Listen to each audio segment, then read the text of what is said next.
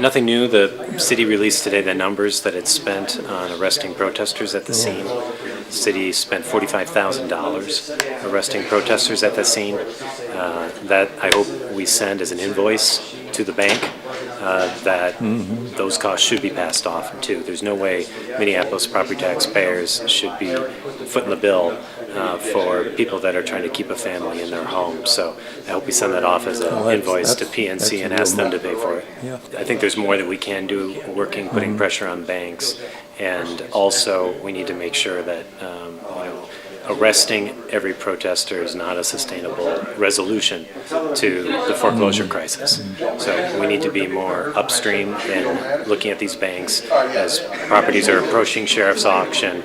The city staff should be proactively working with families in order to try to get renegotiated deals. Is there any way the city can be more actively involved in the foreclosure, prior to foreclosure process? Definitely. I mean, right now we're kind of dependent on the homeowner seeking out help.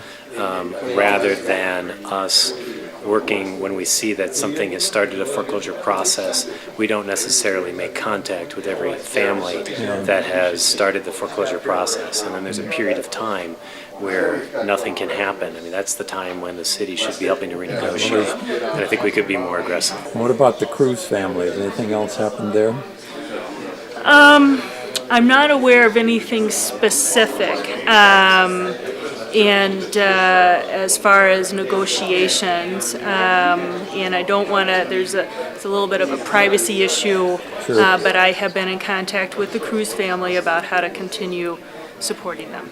Enforcing trespass, which is really property, including the steel doors out at 44 Cedar. The city didn't install that. I just want to make sure you know. That was the property owner, so-called property owner, Freddie Mac, and so those were decisions and funded by Freddie Mac. Did you know that the Pittsburgh Occupy troops picketed the PNC headquarters? That's great to hear.